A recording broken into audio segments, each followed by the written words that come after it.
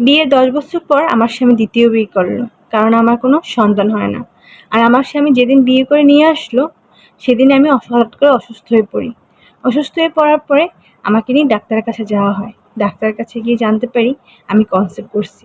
তখন আমি চিৎকার করে কান্না শুরু করলাম যে আর কিছুদিন আগে হলে তো আমার স্বামী দ্বিতীয় বিয়েটা করতো না। খুব কষ্ট লাগলো তখন। সন্তান হওয়ার আনন্দটা তখন ভুলে গিয়েছিলাম। তারপর আমি আমার বাবার বাড়ি চলে যাই। আমার স্বামী খবরটা শুনতে পেয়ে সে ছুটে আসলো। বলল, তোমার তো কনসিভ করেছে। তুমি চলো আমার বাসায়। তুমি কেন তোমার বাবার বাড়ি চলে আসলা? তখন আমি বললাম, না, আমি তোমার নতুন সংসারে কখনো নাক গলাতে চাই না। আমাকে আমার মতো থাকতে দাও।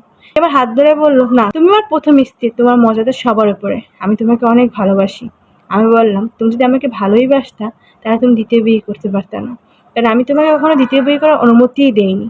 তুমি তারপরও দ্বিতীয় বিয়ে করেছো। এখন তুমি তোমার নতুন বউ নিয়ে সুখে থাকো। সে আমাকে খুব জোর করলো। সে বলল, এত বছর পর আমি সন্তানের মুখ দেখবো, সন্তানের মুখ থেকে আমি বাবা ডাক শুনবো। তুমি চলো আমার সাথে।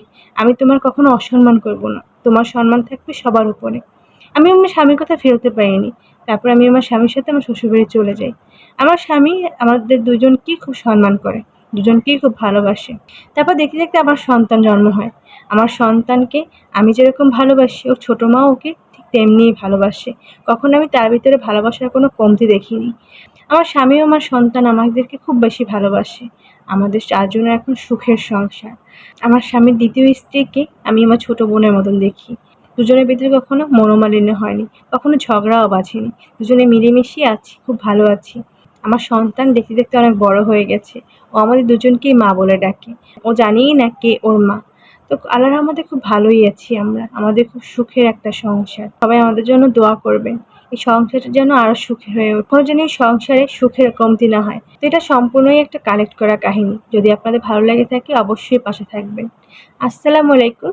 আল্লাহ হাফেজ। কেউ আমাকে ভুল বুঝবেন না।